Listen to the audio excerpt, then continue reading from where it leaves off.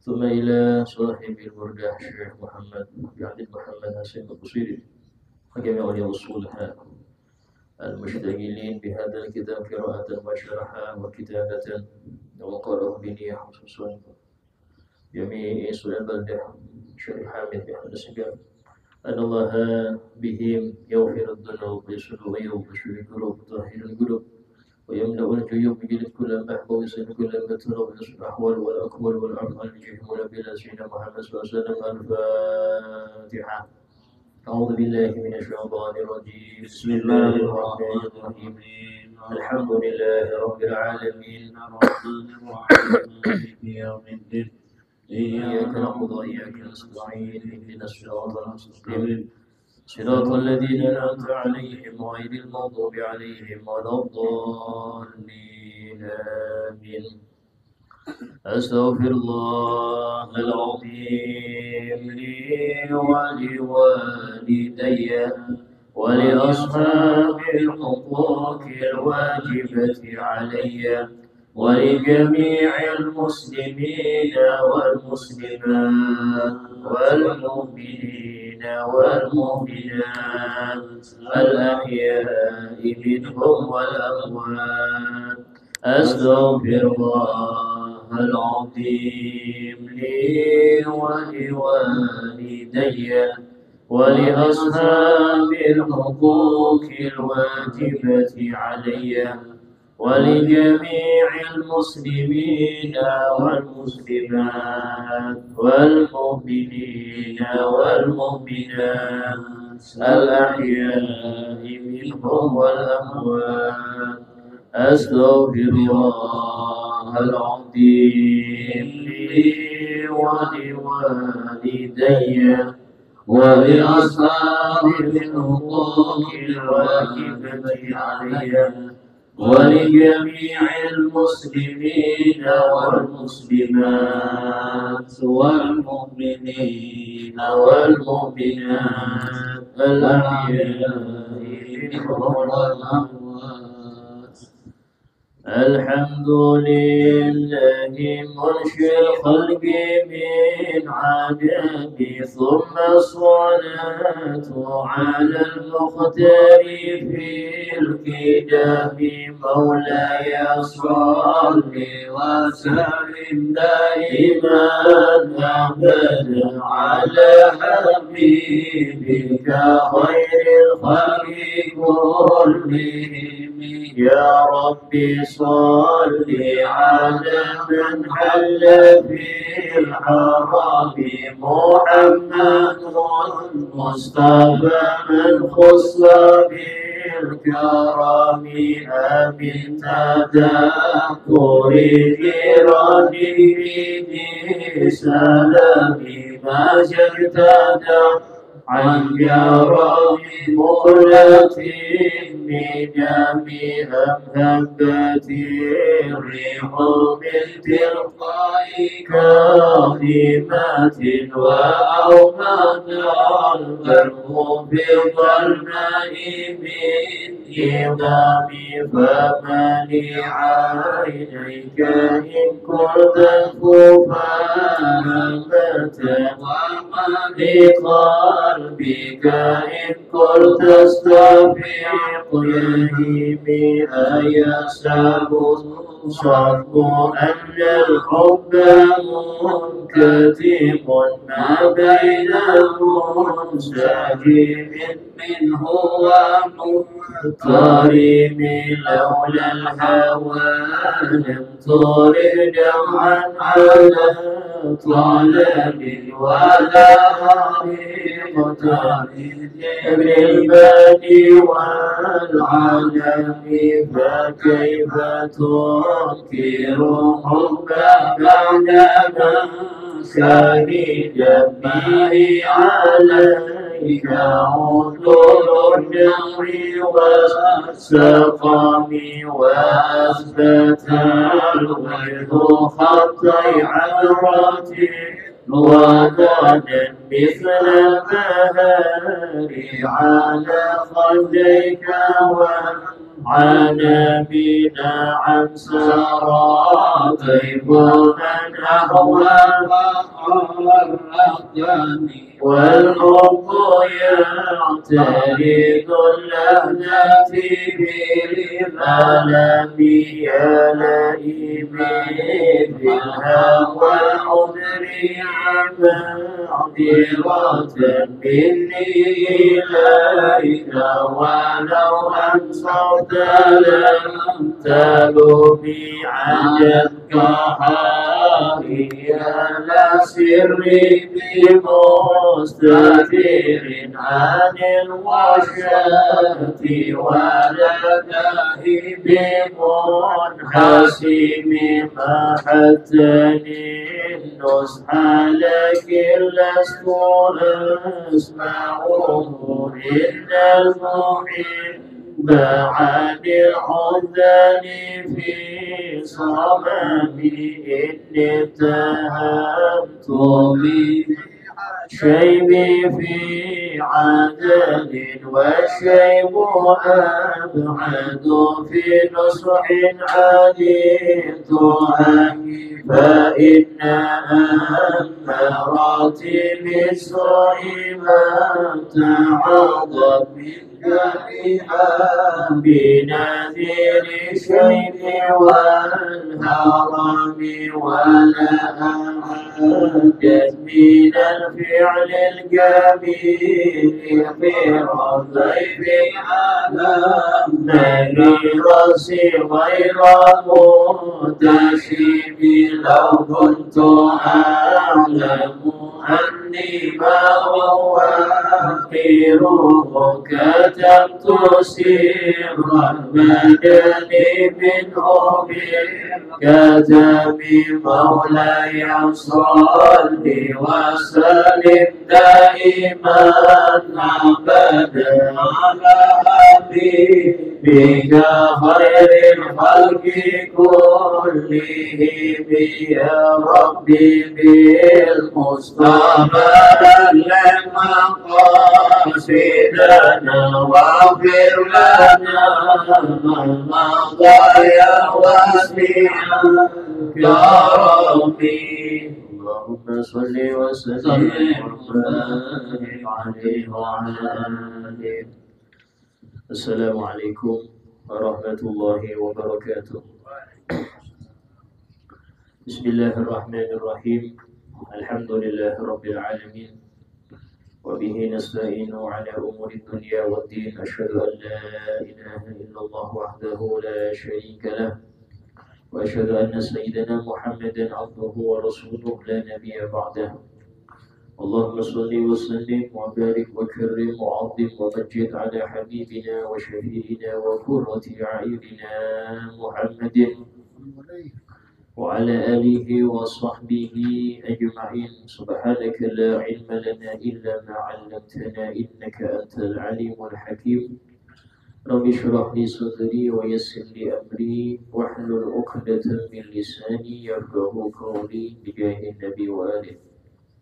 قال الله تعالى وقل رب زدني علما.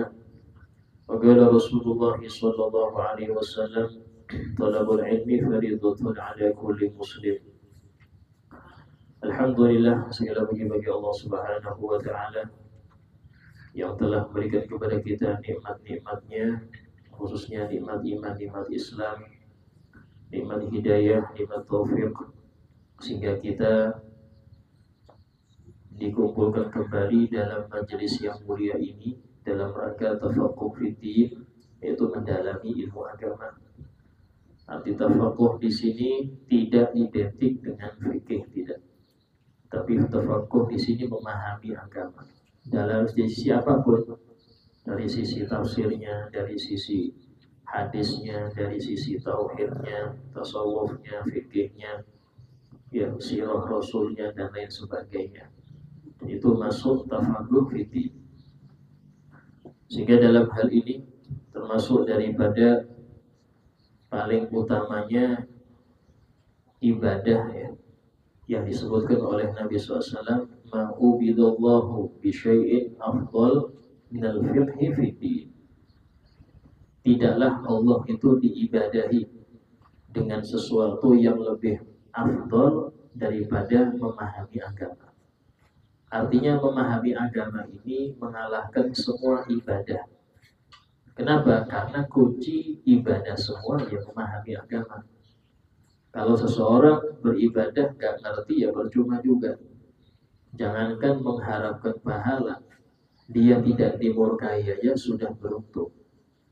Ya, orang yang sholat tidak ngerti cara sholat, jangan ngarep pahala, dia nggak dimurkai saja sudah beruntung. Artinya apa? Sholat dia bikin murka Allah. Loh, kok sholat dimurkai? Ya karena dia nggak mau belajar. Sama seseorang yang dia ngikut nggak masuk kepolisian, tapi nggak pakai aturan, ditendang dia, bukan dipersilahkan keluar. Bisa-bisa ya dikeroyok karena main-main. Orang masuk lapangan bola, nggak ngerti aturan, bisa diusir sama wasit, bahkan dicibir macam-macam. Kenapa? Nggak pakai aturan. Dari sini aturan semua itu diatur di dalam syariat, ya, sehingga memahami agama itu langkah pertama seseorang mendapatkan hidayah. Ya, kenapa demikian? Karena arti hidayah ini diberi petunjuk. Diberi petunjuk di sini untuk orang-orang yang mengikuti. Mengikuti di sini harus tahu siapa yang diikuti. Karena itulah di dalam doa ihdinas siratal mustaqim, tunjukkan kami ke jalan yang lurus. Itu Allah tidak menjelaskan jalan yang kayak apa, tidak. Tapi Allah menyebutkan orang-orang yang harus kita ikuti jalan mereka itu. Siratal ladzina an'amta 'alaihim, itu yang menjelaskan. Dari sini ulama mengatakan hidayah itu dengan cara ikutin orang yang diberi hidayah. Kita nggak boleh mengklaim ini hidayah, ini tidak bisa. Ikuti orang-orang yang pasti dapat hidayah. Siapa itu? Ulaikal ladzina an'ama Allahu 'alaihim minan nabiyyin wasiddiqin wasyuhada wassalihin. Mereka lah orang-orang yang diberi nikmat oleh Allah kepada mereka, sesuai dalam penjelasan Fatihah tadi. Siratal ladzina an'amta 'alaihim. Siapa an'amta 'alaihim ini? Itu tadi minan nabiyyin, para nabi, wasiddiqin, para aulia, wasyuhada, orang mati syahid, wassalihin, orang-orang soleh. Nah, jalur mereka inilah yang kita ikuti. Dari sini seakan-akan Allah menjelaskan belajar agama nggak boleh otodidak, ya, masuk ke perpustakaan baca langsung alim, tidak. Itu namanya apa? Cari pengetahuan, bukan ilmu. Dia hanya mencari wawasan saja. Wawasan boleh luas, tapi ilmu belum dapat. Kok bisa Ustaz? Karena Nabi bersabda innamal ilmu bita'allum.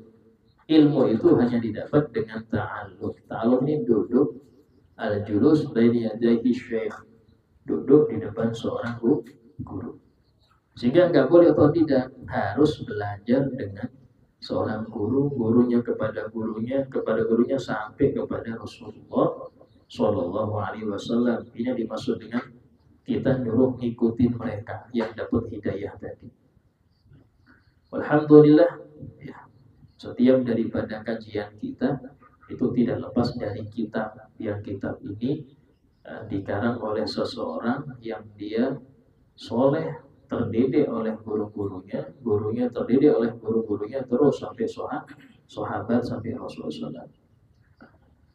Alhamdulillah kita terakhir sampai apa? Halaman berapa terakhir itu? 139 ya. 129.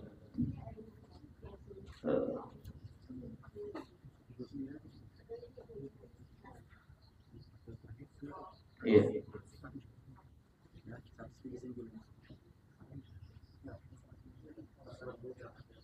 140.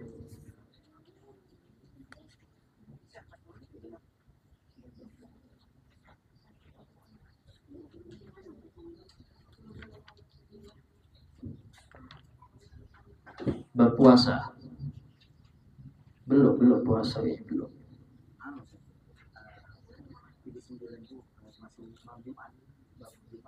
Bab Jumat, kalau masih bab Jumat ya.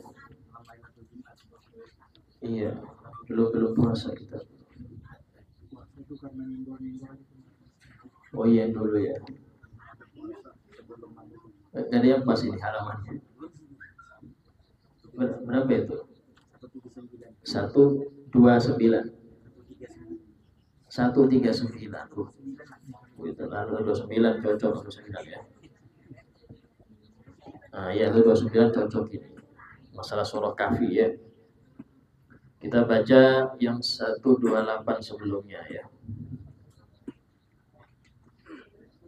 Masalah hadis ini,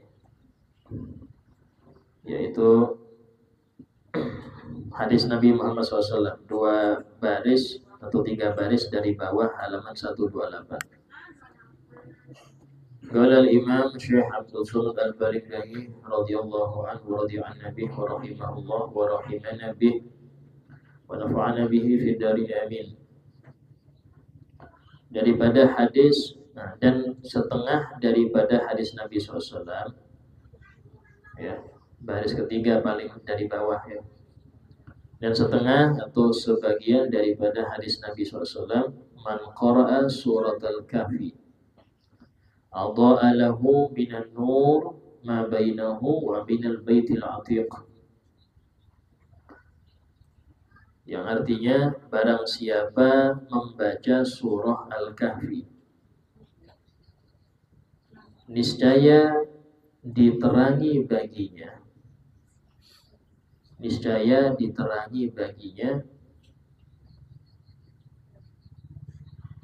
daripada nur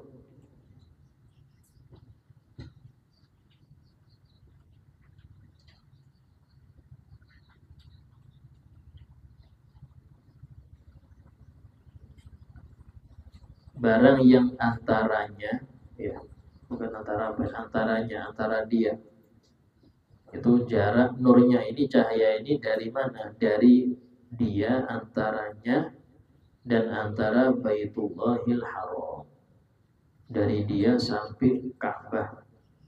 Baitul Atiq di sini adalah Ka'bah.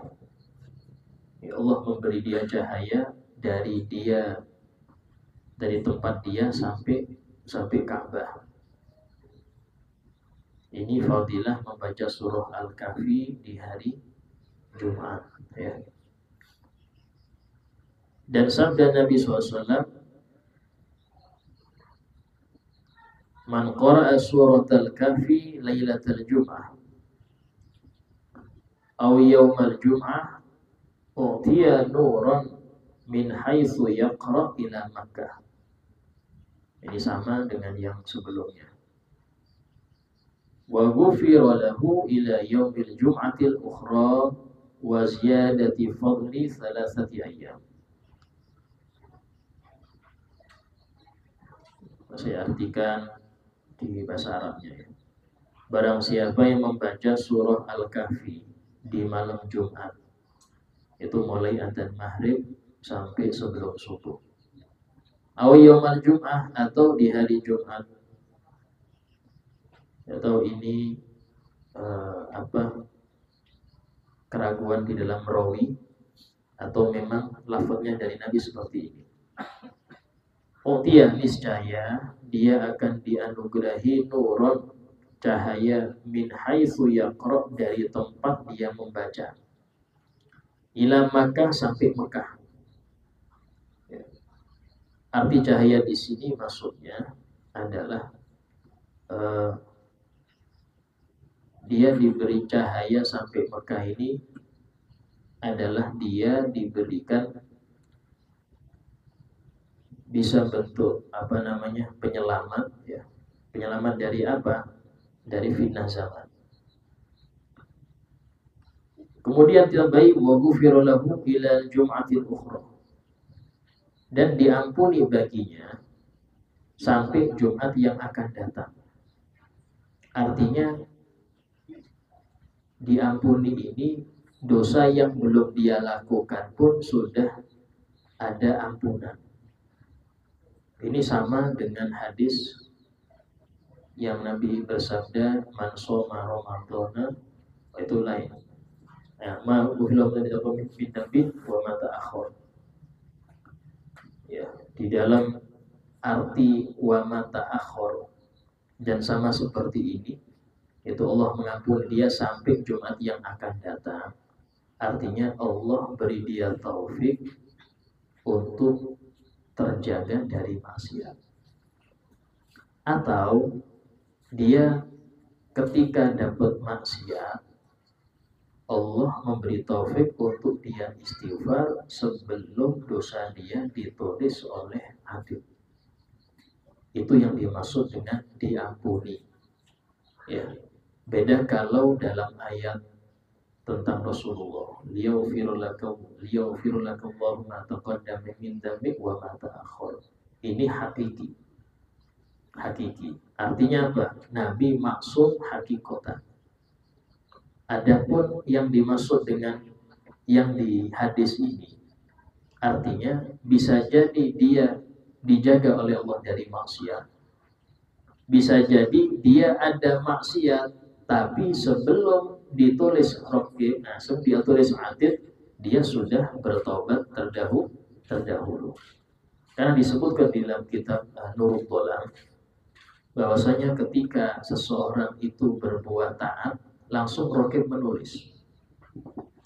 Tapi ketika dia berbuat maksiat, maka raqib mengatakan, "Da'hu, tinggalkan dulu. Jangan ditulis dulu."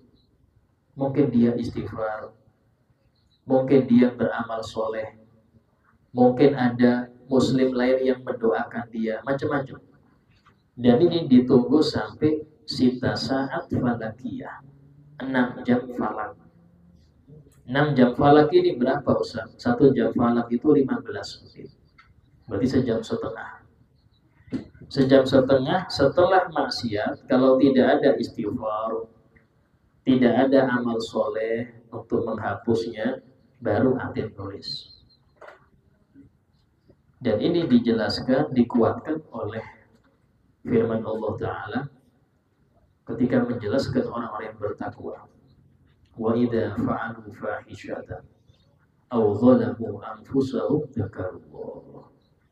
Dan jika mereka mengerjakan sesuatu yang buruk atau mereka mendolimi diri mereka, di dalam bermaksiat, zakarullah, langsung mereka ingat Allah. Apa konsekuensinya ingat Allah? Fastaghfaru lidzunubihim. Maka mereka minta ampun karena dosa mereka. Nah, ini berarti apa? Orang-orang soleh itu bukan yang gak maksiat sama sekali. Itu para nabi. Orang soleh itu ada maksiatnya, tapi gak sempat tertulis karena cepat bertobat. Dan ini yang dimaksud dengan ghufira ma ta'akhkhar, diampuni untuk yang akan datang. Atau yang gini, dia diampuni sampai Jumat yang akan datang. Loh, dia belum mengamalkan maksiat kok langsung diampuni Ustaz. Ini ngalah-ngalahin Nabi, bukan. Artinya adalah dia diberi taufik untuk gak maksiat, atau dia ketika jatuh ke maksiat langsung Allah Ta'ala beri taufik dia untuk istighfar, atau beri taufik dia untuk beramal soleh sesuai dengan sabda Rasulullah SAW, wa atbi'is sayyi'atal hasanah tampuha. Dan barengkan, ikutkan perbuatan buruk dengan perbuatan baik, tampuha, niscaya yang baik menghapus yang buruk. Niscaya yang baik menghapus yang buruk. Ini turun penyebab ayat ini Nabi sebutkan asbabul wurud, ya. Itu ketika ada seseorang mau berangkat ke masjid, ya, dia nggak sengaja melihat perempuan, karena takjub lanjut. Padahal Kalau terlihat nggak apa-apa, terlihat Pak. Tapi kalau lanjut ini yang apa-apa, ya. Nah, akhirnya dia astagfirullah, masuk masjid, wudhu dia, wudhu. Sehingga Nabi menyebutkan hadis itu. Artinya wudhu dia menghilangkan dosa mata dia tadi. Ya. Dari sinilah Imam Abu Hanifah berpendapat bahwasanya air mustakmal itu najis. Di sebagian pendapat beliau, ya, sebagian. Kenapa? Campur dosa. Akhirnya campur dosa. Ya nggak kelihatan sih. Kalau secara fikih ya nggak kelihatan. Tapi beliau itu, Masya Allah, Abu Hanifah ini termasuk yang diberi oleh Allah karomah di dalam penglihatannya. Sehingga beliau dengan itu melihat air mustakmal, ya, orang yang dosa dengan lisan, dosa dengan mata, ya, dosa dengan tangan, itu hitam dan bau, sehingga ini gak bisa dipakai lagi ini untuk wudhu ini. Dan ini sesuai dengan sabda Nabi SAW yang Nabi bersabda, barang siapa yang berwudhu fa'ahsanal wudhu, apa yang wudhu sesuai rukun dan syarat. Wudhu sesuai rukun dan syarat dan sunnah, maka apa? Berjatuhan dosa-dosa dia berbarengan dengan gugurnya, jatuhnya air wudhu itu. Nah, disinilah yang disebutkan oleh Imam Abu Hanifah tadi, bahwasanya air mustakmal yang terpakai bekas basuhan wudhu itu najis karena campur dosa, ya, campur dosa. Sehingga dalam hal ini diampuni untuk orang tersebut yang baca Al-Kahfi sampai Jumat yang akan datang. Itu tadi arti diampuni, ya. Karena belum terjadi, dia belum tahu bisa hidup dan Jumat yang akan datang. Cuma sudah diampuni duluan. Bahkan ditambah lagi waziyadati fadli salasati ayyam, dan ditambah bonus 3 hari. Ya, Sabtu, Ahad, Senin sampai Senin. Ya, baca surah Al-Kahfi Jumat sampai Jumat depan, sampai Seninnya lagi 10 hari. Artinya 10 hari itu dia dalam penjagaan Allah dari maksiat. Juga ada hadis yang Nabi bersabda, tajawazu li ahlillah fi zallatihim, tutup matalah kalian, jangan terlalu dikritik. Siapa itu? Li ahlillah, hamba-hamba yang dekat dengan Allah, fi zallatihim, dalam tergelincirnya mereka dalam maksiat. Ya, jangan terlalu dibahas maksiatnya orang-orang yang dekat pada Allah. Fa inna aydiyahum biyadillah, karena tangan mereka dituntut Allah. Jika kita ngomong anak kecil, kepreset langsung ditarik. Jadi beda dengan kita, terprosok, ya memang terprosok beneran. Ya, tapi kalau orang-orang ahlullah kan demikian. Alhamdulillah.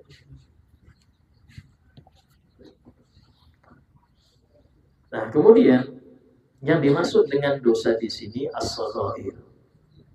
Ya, shaghair dosa kecil. Kalau dosa besar tidak bisa diampuni dengan istighfar saja, baca kahfi atau sholat atau wudhu, nggak bisa.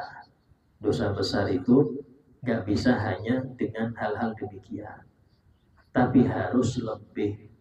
Apa itu? Taubatan nasuh. Allah berfirman, ya ayyuhalladzina amanu tubu ilallah taubatan nasuha. Wahai orang-orang yang beriman, taubatlah kalian kepada Allah dengan taubat yang sebenar-benarnya. Ini khusus dosa besar. Taubat yang sebenar-benarnya. Ada berapa syaratnya? 3. Yaitu berhenti dari dosa itu, kemudian penyesalan yang sangat, yang ketiga berjanji di hati tidak akan mengulangi. Kalau kaitannya dengan hamba, maka harus istihlal, minta halal. Minta halal di sini, kalau itu kaitan dengan harta, kembalikan, bayar. Kaitannya dengan melukai, mengganggu, ya, maka kita ngomong minta dibalas. Balas. Kalau menggibah sebutkan gibahnya apa. Karena memang permintaan maaf itu wajib. Memaafkan belum tentu, nggak tentu wajib. Karena dilihat kayak apa. Ya, sehingga dalam hal ini, dalam salah satu tidak salah di kitab Ihya, dambun itu ada 3, dosa itu ada 3. Ada dosa la yufar, dosa yang nggak mungkin diampuni. Itu apa? Syirik. Allah berfirman, innallaha la yaghfiru an yushraka bih. Allah tidak akan mengampuni dosa dia disekutukan. Yang kedua, dosa yang bisa diampuni kalau Allah berkehendak. Itu apa? Selain syirik. Wa yaghfiru ma duna dzalika liman yasha. Dan Allah akan mengampuni selain syirik, tapi bagi yang dia kehendaki. Artinya apa? Jangan kita terlalu optimis. Oh, saya sudah istighfar, pasti diampuni. Siapa yang jamin? Oh, saya sudah puasa Ramadan, kan itkun minan nar itu 10 hari terakhir itkun minan nar, insya Allah bebas. Yang jamin siapa? Itkun minan nar ini bagi yang puasanya diterima. Puasa diterima apa enggak? Siapa yang berani bersumpah demi Allah puasanya diterima? Siapa yang berani? Berani sumpah dia diterima? Tidak ada yang berani.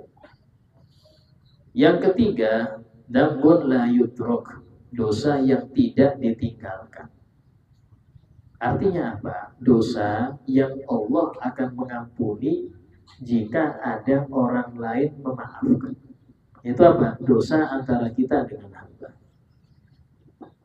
Dosa dengan hamba ini berat. Kalau istilah kita itu dulmul ibad.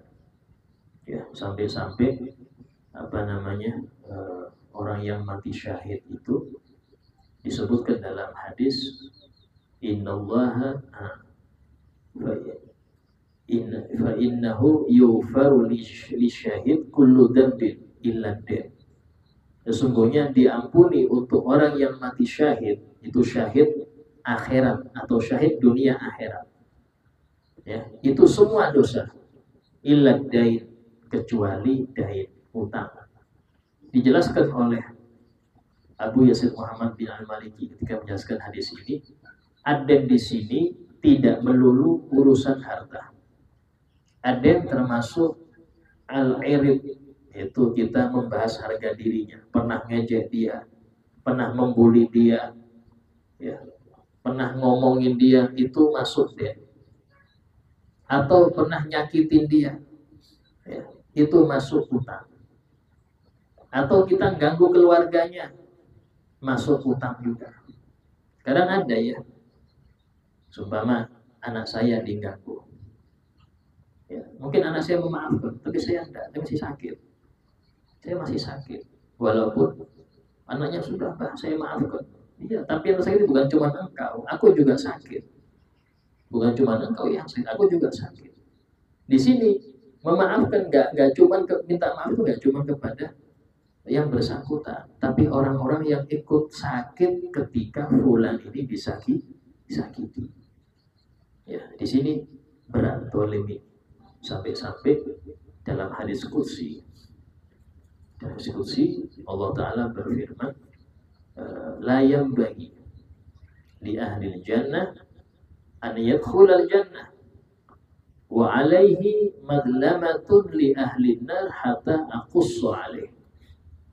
Tidak boleh orang yang ahli surga, artinya dia punya amal yang sudah pantas masuk surga, untuk masuk surga, sementara dia pernah mendolimi salah satu ahli neraka, sampai aku adili seadil-adilnya. Ini orang yang mau masuk surga nih, gara-gara banyak betul pahala. Allah bilang stop dulu, jangan dulu. Kenapa? Kamu pernah nempeling ahli neraka. Ya, ada fulan mau masuk neraka, dan dulu panggil dulu, jangan dulu. Kamu pernah ditempeling fulan? Iya. Sama Pak Yai Ful saya belum tempeling. Pak Yainya mau suruh nggak jadi. Dan dulu gitu. Sampai aku adili kata Allah. Sampai aku adili. Ya, sehingga dalam hal ini Nabi itu pernah di beberapa hari sebelum wafat itu beliau mengumpulkan para sahabat dalam keadaan sakit. Nabi mengatakan, menjelaskan barang siapa yang pernah berbuat dolim kepada saudaranya, maka hari ini minta halal, minta maaf. Sebelum datangnya hari gak ada manfaat harta untuk nebus, gak ada manfaatnya apapun itu. Maka Nabi mengatakan, dan aku pertama kali yang mengumumkan siapa dari kalian yang pernah tersakiti olehku. Mungkin aku gak sengaja atau apa, siapa? Gak ada yang berani sahabat. Nabi itu gak ada.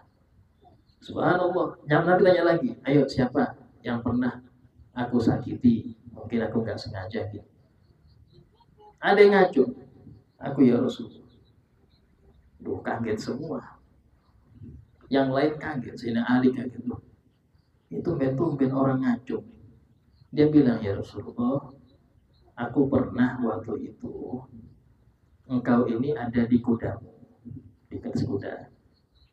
Dan aku ini sangat dekat pada engkau. Pengen aku ini mendekat untuk bercium tangan engkau.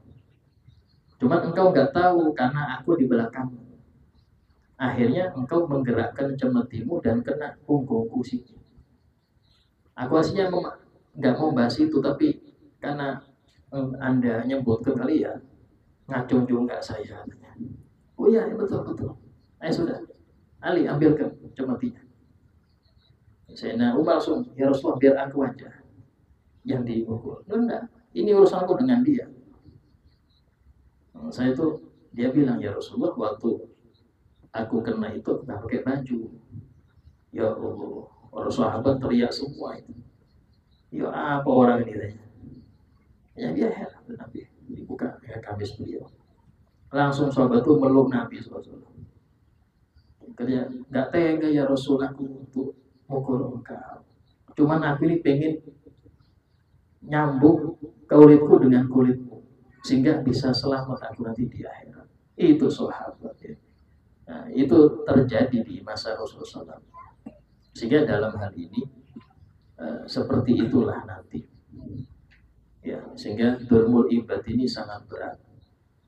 Sehingga kalau memang kita ini kebelet berdosa, jangan sama manusia. Karena manusia itu menuntut, dia paling pelit nanti di akhirat urusan pahala. Sehingga dia mau nggak mau minta daripada pahala kita. Kalau kita nggak punya pahala, ya sudah dosa saya ambil, dosa diambil. Ada seseorang yang dia ini di kampungnya terkenal bejat, peminum, penjudi, main perempuan, terkenal. Satu kampung kenal dia. Suatu kali meninggallah dia dalam keadaan muslim. Nah, beberapa hari kemudian ada orang soleh melihat dia di mimpi dalam keadaan masya Allah, pakaiannya indah, ya nggak sesuai dengan amalia dia di dunia. Saya tanya, ya bulan, bukankah engkau ini yang sering minum khamr? Iya. Yang sering judi? Iya. Kok beda sekarang? Kok kayak gini? Ya, Allah mengampuni aku gara-gara diomongin sekampung. Sekampung ngomongin dia semua. Dari ujung sampai ujung digibah satu kampung. Dengan itulah aku diampuni oleh Allah. Jadi dosa dia yang banyak itu rontok dibagi-bagi sama sekampung itu. Ya Allah, itu ya, apa namanya? Barokahnya diomongin orang. Ya bukan barokah sih. Ya, tapi sialnya ngomongin orang. Ya, sialnya orang situ. Sehingga dalam hal ini itu yang dimaksud dengan dosa yang diampuni karena baca Al-Kahfi itu dosa kecil, as-shaghair. Disebutkan oleh Imam Ibn Hajar Al-Asqalani dalam Muqaddimah kitab Az-Zawajir Anil Kabair. Beliau mengatakan ciri-ciri dosa besar itu yang ada ancaman neraka di Quran atau hadis langsung, atau ancaman laknat, la'anallah, la'anallah, itu biasanya dosa besar. Atau yang ada hukum duniawinya, potong tangan, pancung, rajam, cambuk, itu biasanya dosa besar. Ciri-cirinya seperti itu. Bahkan dalam kitab Az-Zawajir itu menyebutkan 70 lebih dosa besar. Di antaranya, ini yang bikin kagetin, di antaranya orang yang pernah ngapal Quran terus lupa. Bahkan bukan cuma Quran, satu surat pernah hafal. Dulu saya pernah hafal Sabih Isma dulu waktu SD karena ujian. Sekarang nggak hafal lagi Ustaz. Hati-hati, dosa besar. Dulu saya pernah baca Yasin, dulu hafal Yasin dulu. Sekarang nggak pernah Yasinan, lupa. Hati-hati. Ya. Sebutkan di dalam hadis Imam An-Nasai, Nabi bersabda, Uridat alayya dunubu ummati, disodorkan kepadaku macam-macam dosa umatku. Falam ara dzamban a'dham min suratin aw ayatin utiha rajulun thumma nasiyaha. Dan aku tidak melihat suatu dosa yang lebih besar daripada suatu surat atau ayat yang dianugerahkan oleh Allah kepada seseorang. Artinya dia dibuat Allah hafal. Tsumma nasiyaha, kemudian dia melupakannya. Ya, ngafal demi ujian. Jadi ya, ini ujian tafsir, harus hafal ayatnya nih. Habis ujian lupa lagi.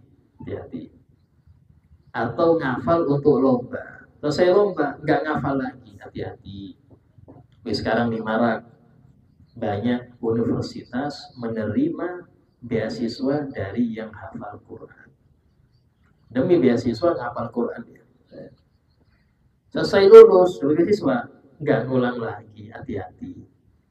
Ya, yang seperti ini perlu diwaspadai. Nah, jadi yang dimaksud dengan melupakannya itu sudah nggak menghiraukan lagi. Artinya usaha dia untuk ngulang nggak ada. Usaha dia untuk ngulang nggak ada lagi. Yang dulu biar berlalu sudah.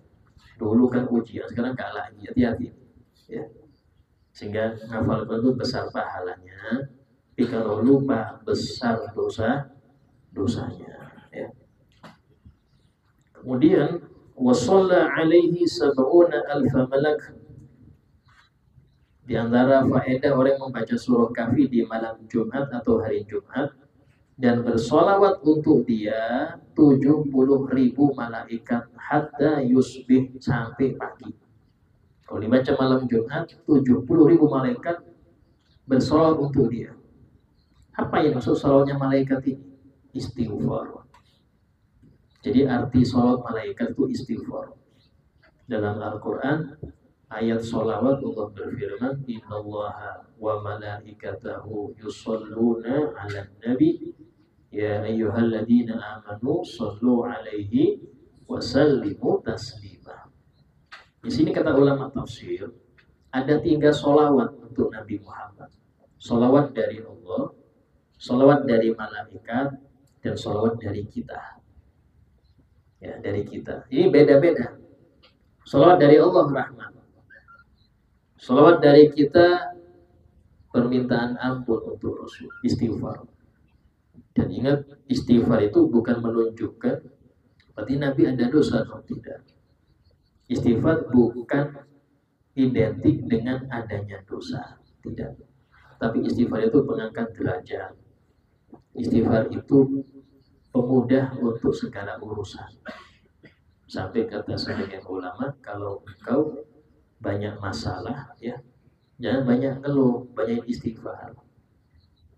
Jangan banyak ngeluh ke orang, tapi banyakin istighfar. Kenapa? Karena termasuk pelancar urusan itu istighfar. Jadi kan istighfar untuk Nabi bukan berarti Nabi itu ada dosa, tidak. Bahkan disebutkan dalam suatu hadis, Nabi SAW bersabda, wallahi inni la astaghfirullahal azim wa atubu ilaih fil yaumi sab'ina marrah. Demi Allah, aku minta ampun kepada Allah dan bertobat kepadanya setiap hari 70 kali. Dalam riwayat yang lain, mi'ata marrah, 100 kali. Ini jangan menganggap berarti Nabi ada dosa, tidak. Tapi sudah menjadi kaidah di dalam kaum ahlul qaum, itu para ahli sufi, yaitu kaidah hasanatul abror sayyiatul muqarrabin. Kebaikan orang-orang yang soleh itu dianggap suatu keburukan bagi orang-orang istimewa. Kebaikan orang-orang yang soleh itu dianggap sesuatu yang buruk bagi orang-orang yang istimewa. Artinya muqarrabin ini yang dekat betul kepada Allah. Kalau kita pahami arti muqarrabin ini dalam surah Al-Waqi'ah, itu manusia dibagi 3. Ada muqarrabun, ada ashabul yamin, ashabul shimal. Ashabul yamin ini ya orang soleh, ashabul yamin. Ya. As-sabiqus sabiqun ulaikal muqarrabun. Muqarrabun ini yang paling tinggi sudah. Yang paling tinggi muqarrabun. Maksudnya apa Ustaz? Masa kebaikan kok dianggap kurang baik? Dilihat levelnya siapa. Levelnya siapa dulu. Contoh sampean ya, di pagi hari nganggur, ya sholat duha, baik Masya Allah. Tapi sampean nganggur, sholat duha, bagus. Tapi kalau santri, ada jam kosong, ya, jam 8, gurunya nggak ada. Gurunya nggak hadir. Dia sholat duha, nggak baik. Kenapa? Ini bukan waktu sholat duha, waktu belajar. Duha nanti waktu istirahat. Jam pelajaran itu nggak baik sholat duha untuk santri. Kenapa? Karena ini waktu belajar. Dolim dia kalau pakai sholat duha. Apalagi tidur. So, saya daripada masih tidur itu maksiat ini. Menurut ahli ilmu. Kenapa? Karena santri di waktu belajar ya harus belajar. Nggak ada guru.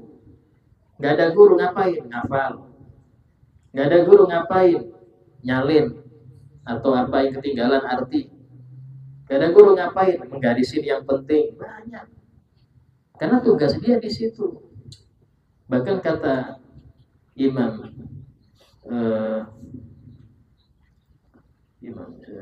Ibn Abdul Bar. Ibn Abdul Bar termasuk ahli hadis. Dia mengatakan ketika datang kitab Iqna di rumahku. Kitab Iqna ini ketika ditulis oleh Imam Zakaria Al-Ansari rahimahullah, itu berpindah dari rumah ke rumah ke rumah. Untuk apa? Dimutolai oleh ulama-ulama. Nah, ketika kitab Iqna ada di rumahku, aku gak sholat sunnah, cuman yang wajib saja. Kenapa? Ini lebih penting. Dan yang nunggu masih banyak. Betul Habib? Betul. Jadi apa namanya, lebih penting karena ditunggu orang. Beliau menghafal, menyalin sampai akhirnya pindah ke rumah yang lain. Ini orang ahlul ilm, di mana kesibukannya itu harus bil ilm.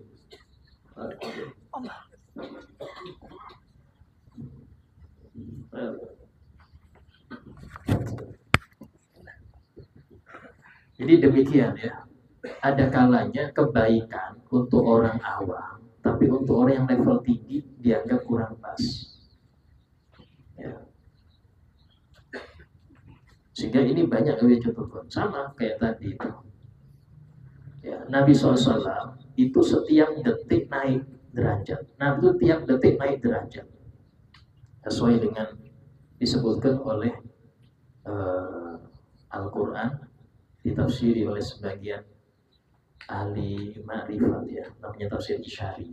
Tafsir Isyari itu tafsir yang ditafsiri oleh ahlul wilayah. Kalau nggak wali nggak bisa tafsir isyarah itu. Itu apa? Firman Allah Ta'ala. walal akhiratu khairun laka minal ula. Itu kalau tafsir diroyah, tafsir riwayat.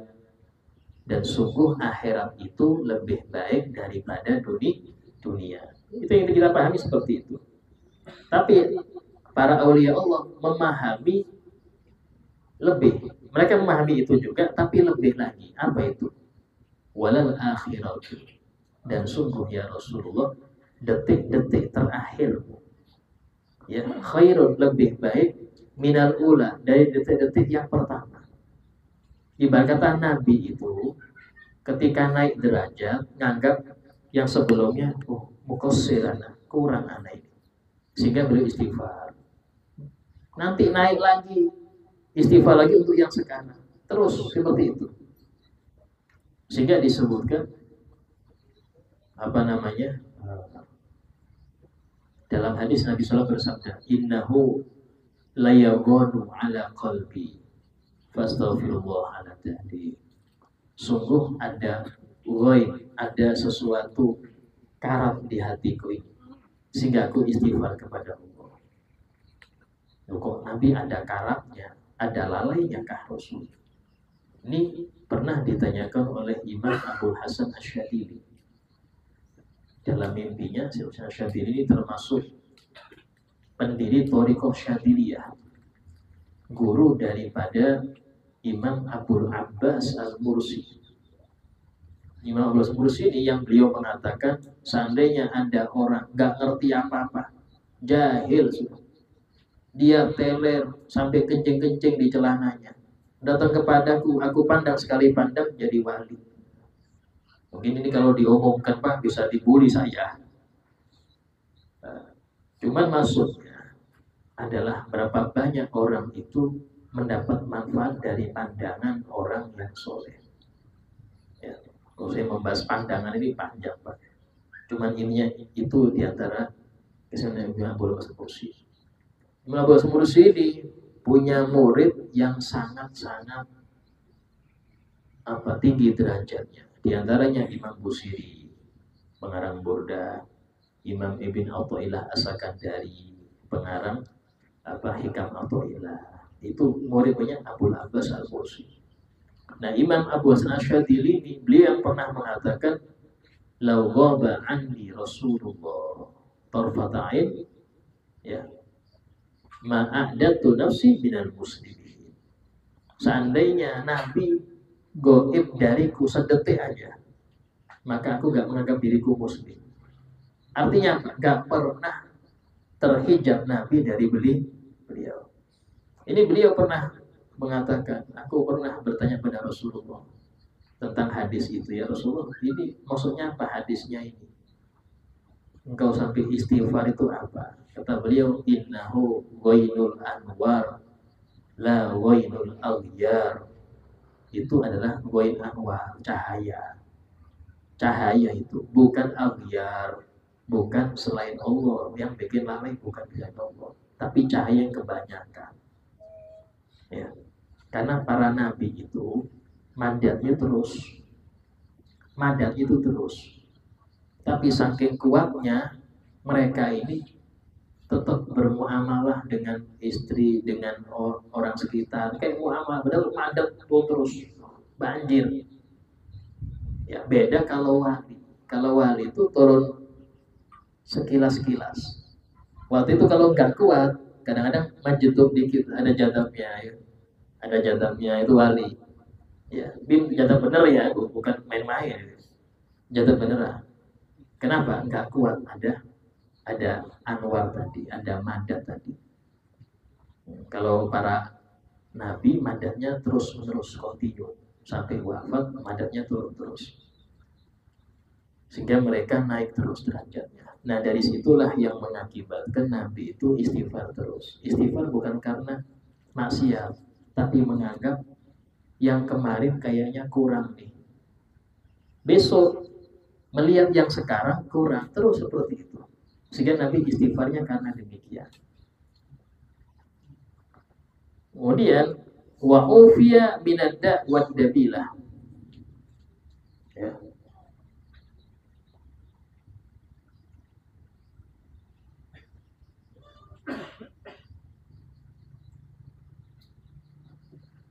wa ufiya, dan dia terjaga, ya, terselamatkan, terbentengi, minada, dari penyakit-penyakit. Ini faidilah baca Al-Kahfi.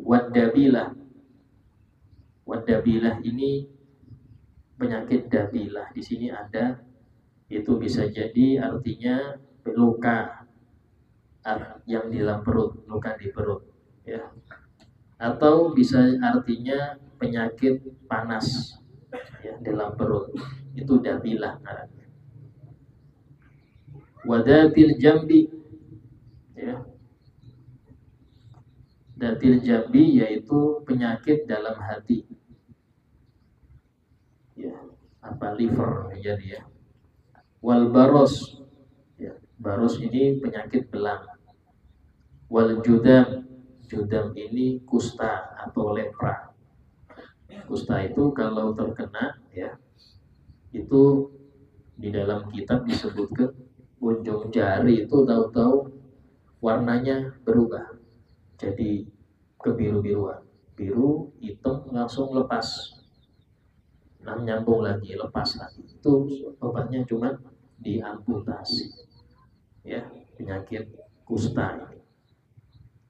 Wa fitnati dajjal, dan dia selamat dari fitnah dajjal. Yaitu ada hadis khusus yang menyebutkan barang siapa yang membaca 10 ayat pertama Al-Kahfi, ada yang mengatakan 10 ayat terakhir, maka dia terjaga dari fitnah dajjal. Tiap hari 10 ayat pertama dan 10 ayat terakhir, dia akan terjaga dari fitnah dajjal. Fitnah dajjal ini tidak nunggu dajjal keluar. Artinya semua kerusakan yang disebabkan oleh dajjal, baik itu ketika sebelum keluarnya kayak sekarang ini, atau setelah keluar nanti, itu sama dengan fitnatul dajjal, ya. Dajjal ini siapa Ustaz? Dajjal itu dalam hadis sebutkan syarru ghaibin yuntadhar, keburukan gaib yang ditunggu, ya. Artinya apa? Ini memang termasuk manusia dia, ya, manusia yang memang Allah takdirkan sebagai penggoda iman orang ahli, orang zaman akhir. Dan dia diberi sama Allah kekuatan yang bisa jadi sama dengan para wali, bahkan bisa kayak para nabi. Itu apa? Bisa hidupkan yang mati, ya, punya surga sendiri, neraka sendiri, bisa ngatur panas, ngatur siang malam, bisa. Itu Dajjal. Sehingga banyak orang anggap dia Tuhan. Di masa itu banyak orang anggap dia ini Tuhan. Tapi Nabi bersabda, ketahuilah Tuhan itu tidak picek dan Dajjal picek. Artinya apa? Satu mata kanannya itu nggak lihat. Dan disebutkan yang picek itu hampir keluar, seperti buah anggur yang mau keluar itu, ya. Dan dia matinya nanti di tangan Nabi Isa. Disebutkan Nabi SAW, di masa Nabi SAW itu ada sahabat yang namanya Tamim Ad-Dari. Tamim Ad-Dari ini sebelumnya belum masuk Islam. Tahu-tahu dia naik kapal, terdampar di sebuah pulau. Kapalnya pecah. Di bawah itu ada gua, ada orang besar. Diceritain, disebutkan ini kisah di Sahih Muslim. Ada orang besar dengan rantai yang besar-besar. Sampai kata beliau, aku nggak pernah lihat rantai sebesar itu. Dan lihat orang sebesar ini nggak pernah lihat.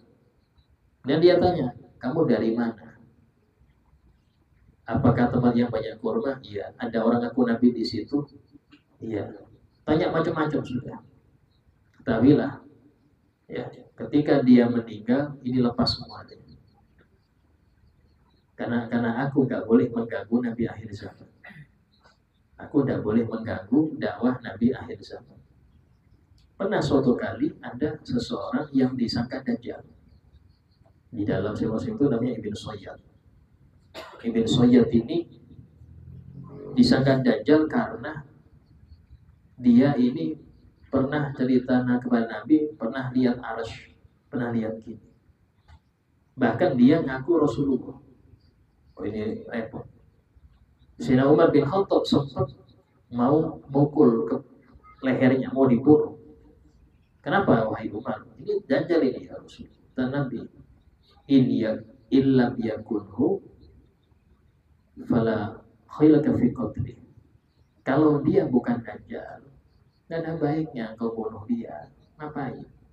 In yakunhu, tapi kalau dia itu dajjal, falan tusallatu alaih, kamu nggak akan bisa membunuh dia, karena dia takdirnya Nabi Isa, jatah dia ini Nabi Isa. Kenapa? Sama-sama Al-Masih. Nabi Isa Al-Masih, Al-Masih ibn Maryam. Dajjal Al-Masih juga. Wa min fitnatil masihid dajjal. Sama-sama Al-Masih. Ya, sehingga apa itu jatahnya Nabi Isa itu. Tidak ada yang bisa membunuh Dajjal kecuali Nabi Isa. Bahkan Nabi SAW sudah siap kalau Dajjal muncul, Nabi bisa membunuhnya. Tapi memang takdirnya Dajjal dikurung ketika Nabi lahir sampai Nabi wafat tidak keluar. Ya. Kemudian artinya ini saya baca artinya ini. Barang siapa membaca surah Al-Kahfi pada malam Jumat atau pada harinya, itu hari Jumat, niscaya diberi akan dia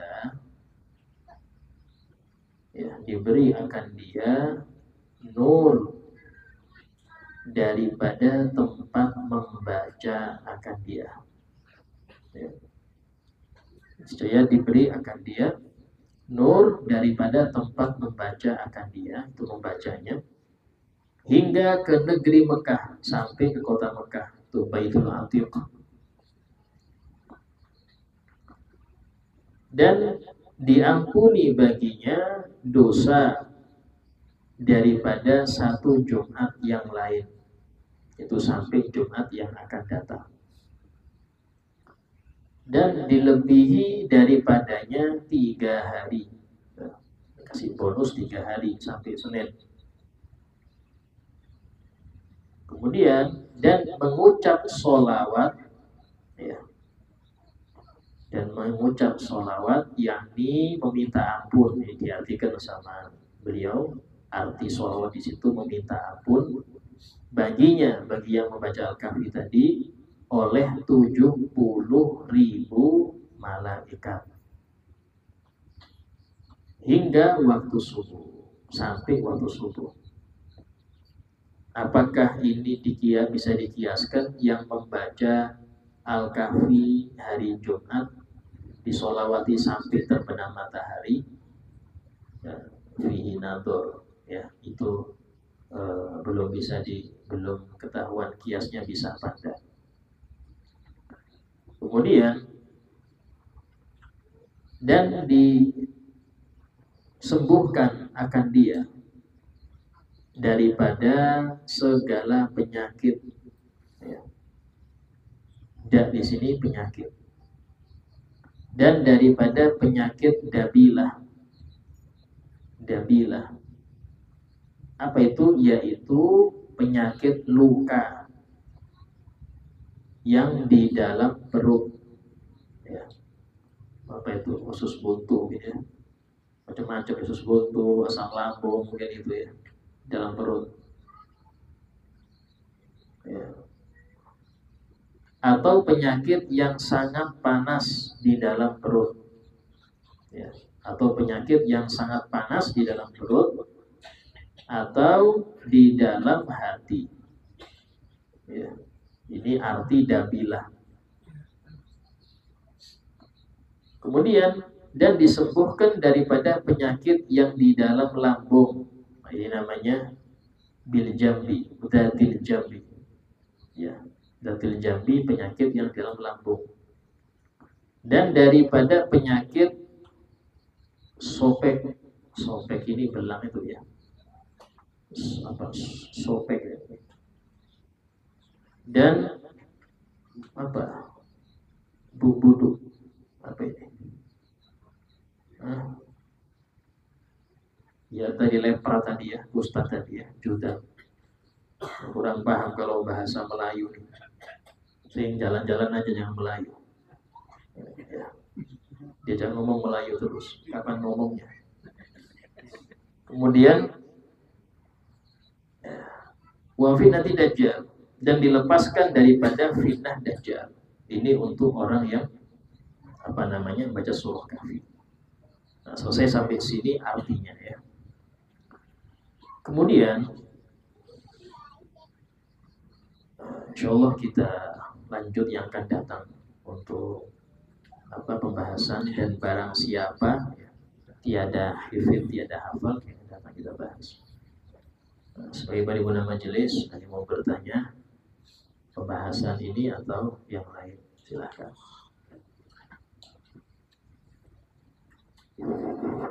Ya.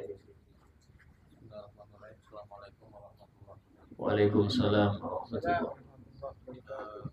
Kebanyakan di majelis, di masjid, sekolah atau langgar, ketika malam Jumat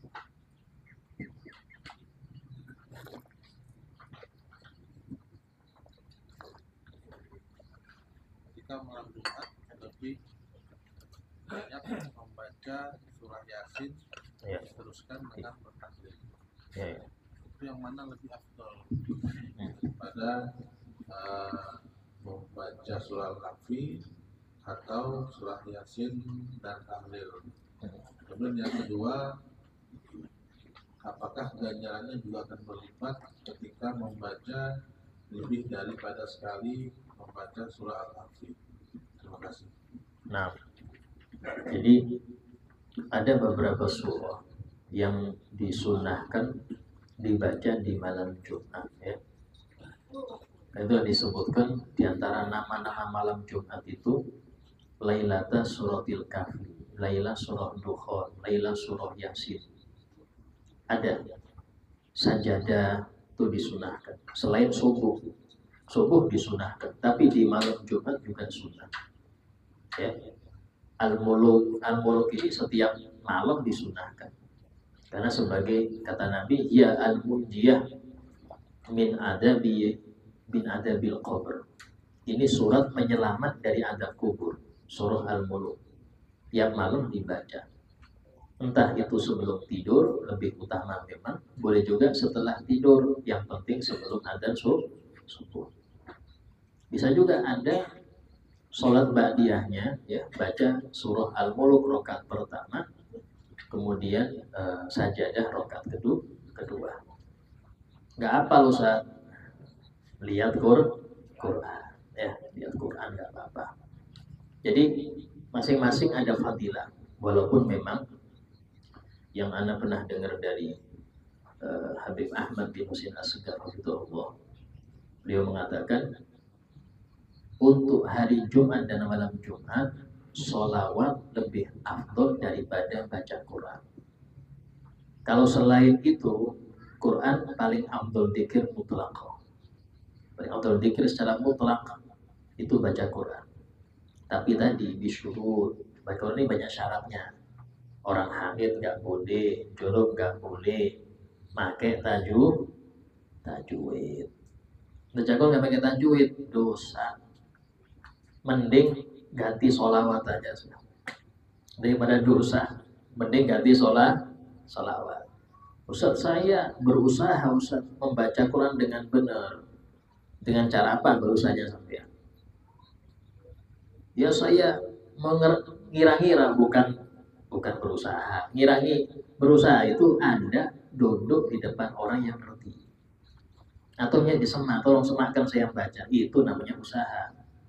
Itu yang disebut dalam hadis, man qara'al Qur'an wa yatata'ta fihi wa huwa 'ali syaq. Barang siapa membaca Quran dan dia tergagap-gagap, sulit ya. Satu baris sampai keringat banyak keringatnya. Saking banyak salahnya. Dan dia berat membacanya, lahu ajron, ada 2 pahala untuk dia. Ini untuk orang yang ada usaha memperbaiki bacaan. Dengan cara ada yang menyimak. Kalau baca Quran di kamar sendirian, benar semua Pak. Nggak ada yang mengingatkan, benar semua. Tapi yang dengar sumpek, aduh ini baca apa? Sumpek yang dengar. Dari sinilah baca Quran wajib tajwid. Beda kalau pikir yang lain, sholawat, istighfar, tasbih, tahmid, tahlil, nggak perlu tajwid, nggak perlu untuk jono pun boleh pikir. Jono pun, karena itulah dianjurkan bagi perempuan haid yang mereka libur sholat, libur ngaji Quran, ya jangan libur zikir.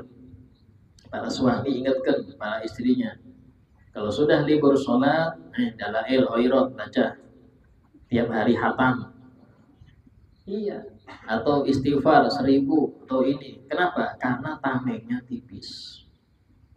Tameng dia yang dipasang oleh sholat itu tipis, kadang nggak sholat, nggak ngaji Quran. Ini sudah sedang halangan Facebookan aja. Ya apa nggak bikin sumpek akhirnya. Macam-macam akhirnya kena macam-macam. Ya, sehingga harus ada zikir banyak para perempuan. Khususnya bagi yang sedang berhalangan. Nah itu. Kalau hari Jumat paling afdol sholawat. Kenapa? Dengan dalil hadis Nabi SAW, aktsirus sholata alayya fil lailatil gharra wal yaumil aghar. Perbanyaklah sholat kepadaku di malam yang cemerlang dan hari yang cemerlang. Apa itu? Malam Jumat dan hari Jumat. Ya, karena itu jatahnya Rasulullah. Malam Jumat dan hari Jumat ini jatahnya sholawat. Ya, jadi seperti itu di dalam membaca. Jadi silahkan baca Yasin boleh, afdol. Baca Al-Kahfi afdol. Ya. Kemudian, dari yang kedua. Oh iya. Dalam hadis Nabi SAW pernah bersabda kepada seorang sahabiah, ajruki ala qadri nasabiki. Ini dijadikan suatu pedoman ya. Pahala engkau ya berbanding sama dengan capekmu. Semakin capek, semakin besar pahala. Orang sholat 2 rakaat dengan 4 rakaat, mana yang lebih besar? Tergantung. Kalau 2 rakaat hatam Quran, 4 rakaat kul huwa aja ya. Afdolnya 2 rakaat hatam Quran. Al-Habib Hasan bin Shalih Al-Bahr, termasuk guru daripada Habib Abdullah bin Husain bin Thahir. Ya, itu beliau setiap malam menutup sholat malamnya dengan 2 rakaat. Rakaat pertama hatam Quran dari Al-Baqarah sampai Anas. Bukan Anas Al-Baqarah, itu hataman Quran ngarannya ya. Habis Anas baru Alif Lam Mim, 5 ayat selesai. Bukan, ini Al-Baqarah sampai Anas, fi rakaah wahidah, 1 rakaat. Rakaat kedua baca Al-Ikhlas 90.000 kali. Selesai dekat sahur istighfar astagfirullah. Tiap malam. Hasan bin Shalih Al-Bahr. Ini gelar Al-Bahr pertama kali beliau. Nah, dan beliau murid daripada Habib Ahmad bin Umar bin Smith. Ya. Ahmad bin Umar bin Smith, ya, orang yang paling dicintai Rasul di masanya. Karena dakwah. Saking besarnya usaha beliau itu sampai antara maghrib isya membaca itu awal. Abdahu bismillahirrahmanirrahim. Semua masjid. Jadi saya ibu-ibu itu paham semua siapa kurang terina usul. Tukang beca itu ngerti semua rukun wudu berapa. Saking seringnya dibaca. Ya, antara maghrib isya yang dibaca itu bukan sholawat, ilmu yang dibaca. Isinya itu dijejelin ke telinga sampai hafal sendiri. Itu. Jadi istilahnya di zaman beliau itu, mulai yang awam itu ngerti semua fikih yang wajib ya, ngerti semua. Dari situlah beliau mendapatkan cinta Rasul. Paling dicintai Rasul di masanya Habib Ahmad bin Umar bin Smith. Ya. Nah, jadi tambah capek, tambah besar. Tambah capek, tambah besar. Baca Al-Kahfi 2, ya lebih capek daripada 1. Ya, sehingga pahalanya lebih besar. So, saya capek baca Ustaz. Ya mendengar, pasang MP3. Ya, saya MP3 sambil dengar Quran. Masya Allah. Ya. Cuman ya tadi kalau dengar Quran itu ya itu lihat sikon juga ya, silahkan kalau Anda pengen Anda sendiri ya. Ini sumpama ya perjalanan dari Grogot ke Balikpapan murotal aja, yang sopir ngantuk ya, ini kok murotal terus ini kosidah bagus Quran iya, cuman lihat sikon ya. Nah, sama dengan nyetel Quran di pasar, karena serba salah. Quran itu sudah menjadi aturan Al-Quran. Idza quri Al-Quran fastami'u lahu wa ansitu. Kalau dibacakan Quran maka perhatikan. Bukan fasma'u ya. Kalau fasma'u cuma dengar. Asal dengar, saya dengar ya, tapi nggak perhatian. Beda. Ini suruh memperhatikan. Bahkan ditambah lagi wa ansitu, diam, jangan ngomong. La'alakum turhamun, agar kalian dapat rahmat. Ini kalau disetel di pasar, orang mau saya berhenti lagi ada Quran. Mau bilang saya nawar gak bisa lagi ada Quran. Ini sampai kapan? Sampai selesai Qurannya baru.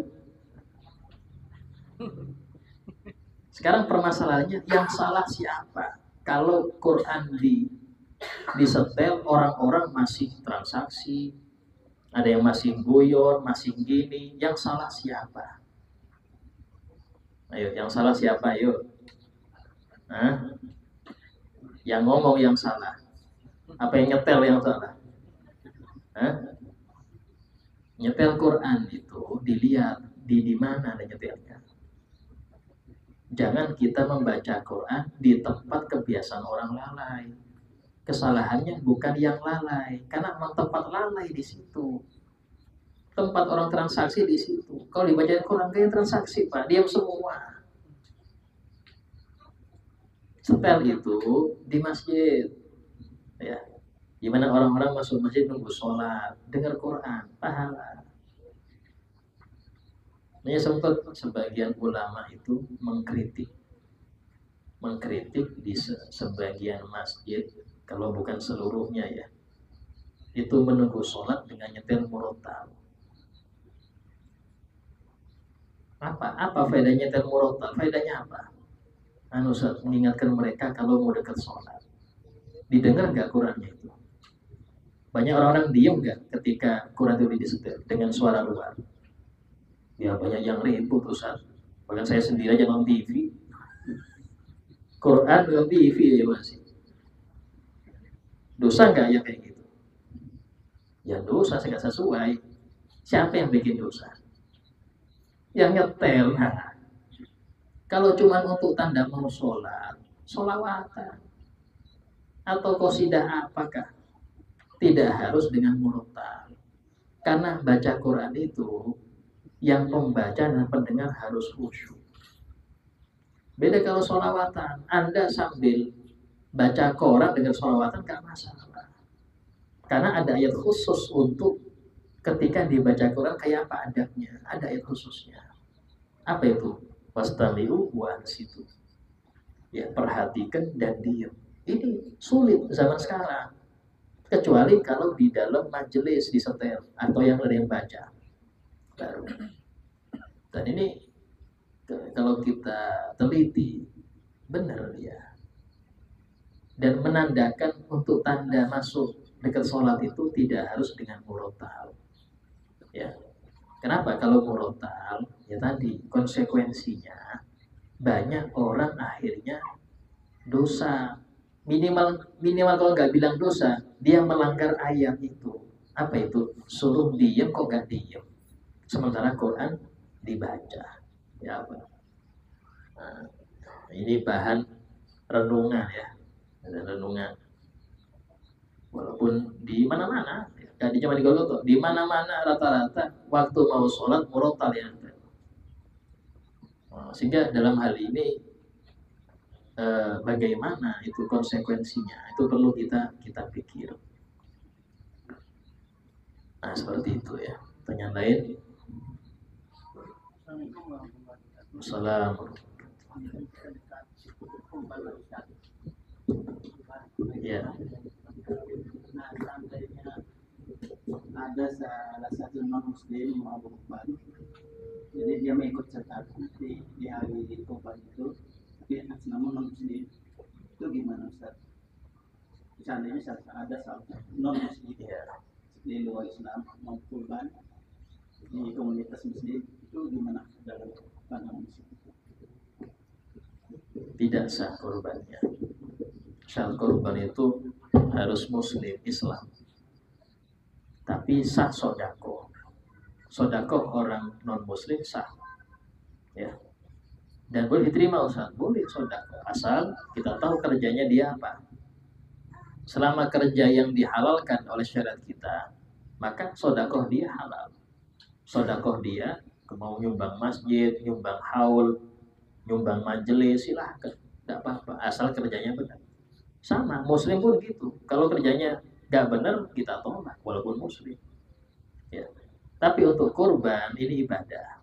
Ibadah yang perlu syarat, perlu niat banyak. Ya. Bahkan sampai harinya khusus, hewannya khusus, yang berkurban pun khusus. Di antara yang berkurban itu syaratnya harus muslim. Nah, cuman ya apa, kita mau nolak dia ini gak enak Ustaz. Ya jangan ditolak, terima, tapi sebagai sodako. Ya. Atau cari muslim yang gak pernah kurban, kasih nama dia. Nah, dihibahkan.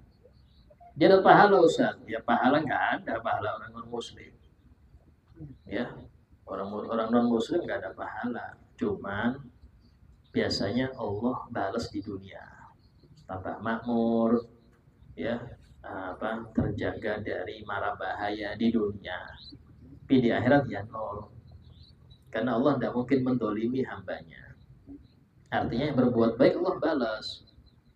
Tapi kalau yang muslim di dunia aja. Ya. Kalau muslim kebanyakan di akhirat. Karena itulah kadang-kadang tidak tampak hasil kebaikan orang baik itu di sini. Nggak tampak. Saya ahli tahajud, kok gini terus hidup saya. Akhirnya seperti itu kan. Karena balasannya bukan di sini, balasannya di sana. Ya. Nah, kalau non muslim di sini di balasannya. Atau orang pengen balasan di dunia, ya Allah kasih. Wa man yurid sawaban dunya nuti minha. Yang pengen balasan di dunia kami kasih kata Allah. Wa ma lahu fil akhirati min nasib. Tapi di akhirat enggak ada jatahnya lagi, habis. Nah, kita nggak pengen kayak gitu, ya kan seperti itu. Sama dengan korban tuh yang sudah wafat, korban tuh almarhum sudah wafat. Cari yang hidup, nanti yang hidup niatkan pahalanya untuk almarhum. Seperti itu yang sah. Yang almarhum gak dikorban. Yang hidup belum pernah korban, yang almarhum terus korban. Ya. Kalau pahala kirimkan. Pahala tidak apa-apa ya. Nah seperti itu ya.